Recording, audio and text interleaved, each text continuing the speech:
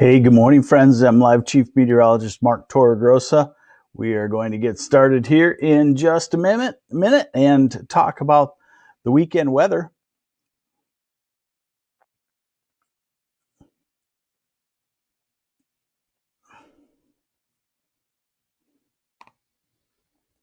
And good Friday morning.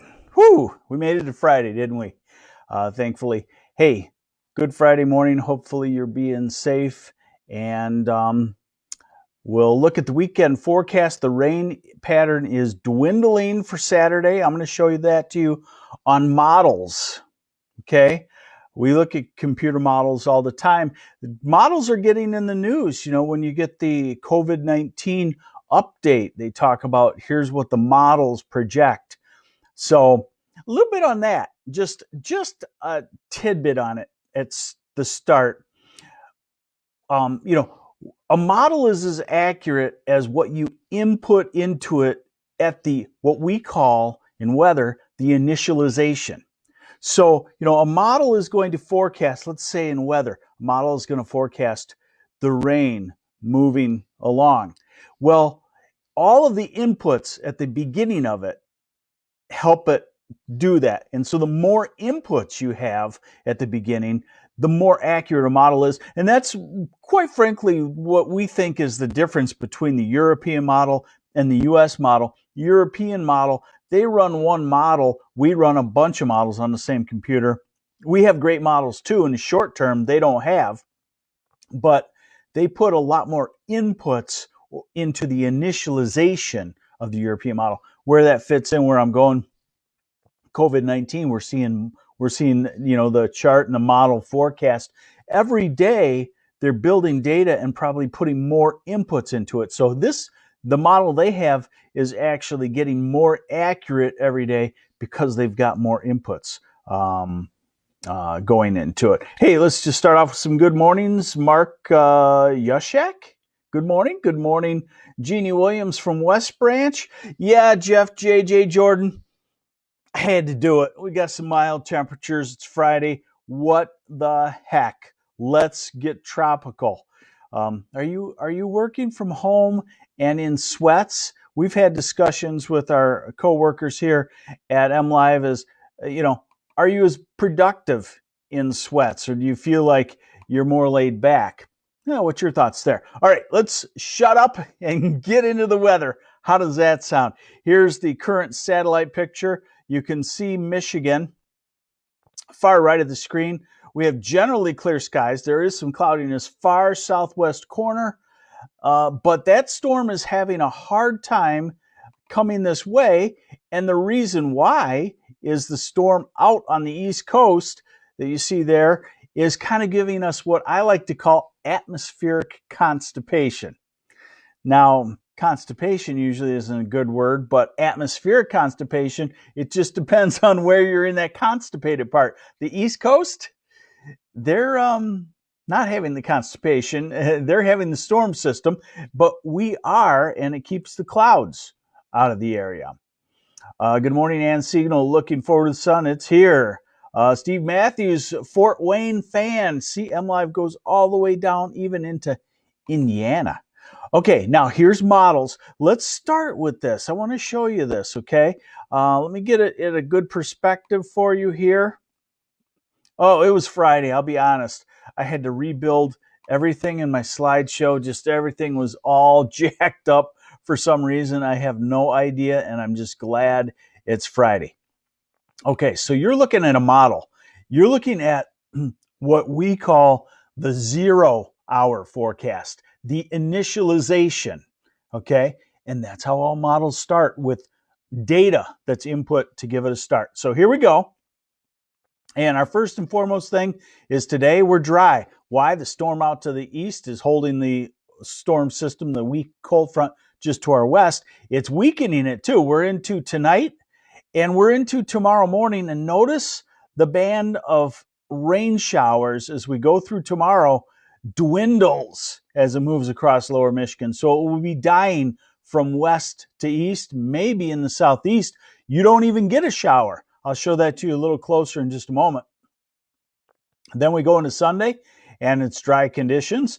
And then the thing we have to focus on is we do probably have some cooler weather on the way later in the week. So we're into Monday, dry, and now we're into Tuesday, and everything is starting to show over the last 2 or 3 days that by late in the week, we're going to get, I guess, what we would call a kind of a cold surge of air, chilly surge of air. And then as we go into the weekend, a storm moves by and gets a reinforcing shot. That picture right there, about April 12th, is a chilly pattern with snow showers. So don't be shocked here, but we may be going into a cooler pattern. And I'll show that to you in the 6 to 10 day forecast too. Here's a little bit closer of a look at the models. Again, every model has an initialization. Here's the 0 hour forecast on this model. This model I like. It's from the US. I like it for the next 24 hours because it's more high resolution, runs more often. Through the day today, fantastic day. Now we're going into tonight. Rain and snow showers move across the UP. Joe Narwa, what happened to 70s next week? Now, remember, I didn't say 70s with an S. I said 70. So we start that fish tail, where the fish, when you caught it, was this big and then this big and then this big. We do that with snowstorms too, 6 to 12 inches, and then it becomes a foot, and then it becomes, how come we didn't get over a foot? So it happens with temperatures too. So 70 possible next week. Yeah, Tuesday, Wednesday possible, depending on the sunshine, and it's limited. It's about the southern third of the state, otherwise 67-ish or so. So still on track, but after that, the cool weather has snuck in. So you're kind of, I respect your question, Joe Narrat, and, the cool weather is kind of sneaking up on the warm weather. So we're in the middle of the night tonight, okay? Now we're tomorrow morning, 9 a.m., rain shower sneaking up on Traverse City toward Grand Rapids. But look, it's 9 a.m. to 1 p.m. in Traverse City in the west side of the state. So it's maybe a 4-hour period of light rain showers tomorrow. We go into the afternoon and it shifts. We're at 5 o'clock now. It shifts over to the eastern side of the state and dwindles. And so do the showers make it to Flint and Ann Arbor, Detroit area, Oakland County? They're kind of fizzling out, so to speak. You'll still have scattered showers, but it looks like it's late Saturday afternoon, Saturday evening. Few hours, not a whole lot of amount. That's good news for gardening on Sunday. And then we look for drier conditions on Sunday. So it's really not a whole lot. Now, I do want to show you the cool weather that's perhaps coming our way. This is the temperature anomaly at Aloft. We're going to go out 10 days. So this is this weekend, and this is Monday, and this is Tuesday. This is the nice warm weather on Tuesday, southern half of the state. Okay, well into the 60s, and this is Wednesday, and now the European starts to show by Thursday. We drop below normal. Hey, good morning, my neighbor Mark Ambrosi. I guess we look alike and act alike, so people call us stepbrothers. So, hey, good morning there. Hopefully you're doing well. And so now we're into next weekend and beyond. And there you can see the trend that we've been seeing 10 days out.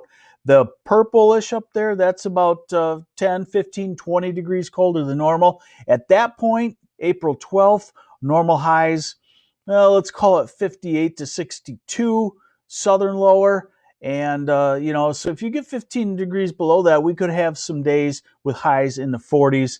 Again, probably, since everything wants to be warm, probably not a major flip-flop into a colder than normal pattern. Probably, a 3 or 4 day type deal. April snow showers bring May flowers too, yeah.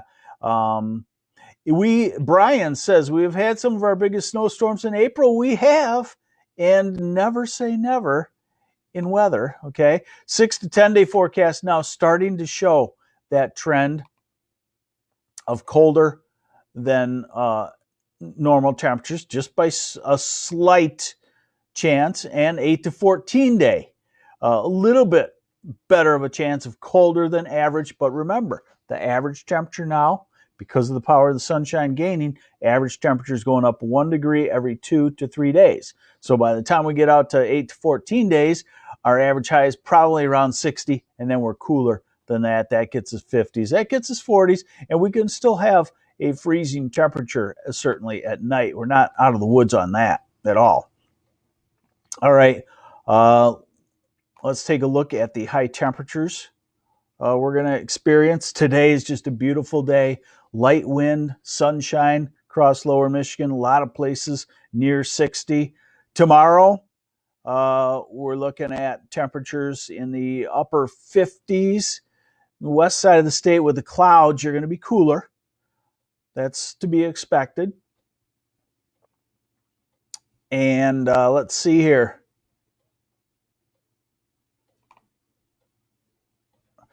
There is Sunday. Temperatures, again, 50s. There's Monday, back to the 60s and lower. There's Tuesday. That would be our hope for a 70-degree day from I-94 southward, but a lot of places might be 67, 68 degrees. There's Wednesday, still quite warm in the 60s, and then we start to see our cool down on the way. One last thing I want to remind you of is I'm posting on MLive, of course, and I just got a post that I put up.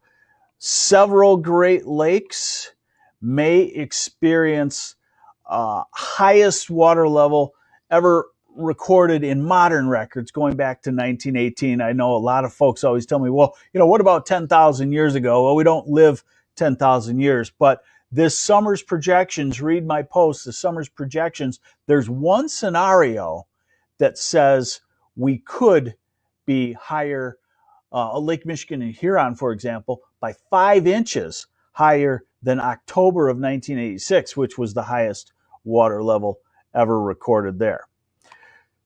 So there you have it. Good day to get out in the yard, get those leaves off the yard, get the broken limbs picked up, start the garden, start tilling it up.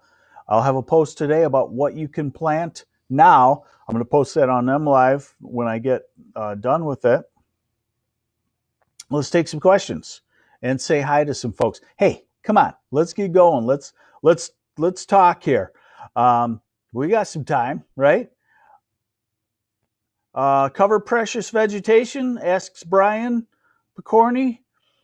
Not yet, but possibly late next week. And any easy answer for why the water levels are so much higher, Corey Shelton? Very good question. It's basically precipitation, okay? Over the course of the last 3 to 4 years, the Great Lakes Drainage Basin, which is from Ontario and Canada through Minnesota, parts of Wisconsin, almost all, I guess you'd say, no, almost all of Michigan, about 95% of Michigan, over in Ohio and whatnot, we've had, on average, starting since prices starting about 2013-14, on average, we've had yearly above normal precipitation, and that does it. That puts a lot of it in there. Morel mushroom hunting. Inform me. This is a possibility, but I have never tuned into the exact weather features for that. Okay, Victor is saying not warm enough for morels yet. What is that? I'd love to study that. That would be a good post. I'm going to look into that scientifically, because nobody's really ever given me a good answer here in Michigan about exactly what temperatures are needed at night, day, humidity, moisture, what. Ducks are early, it seems like, Victor Vincent. So, there you have it. Great looking day for today.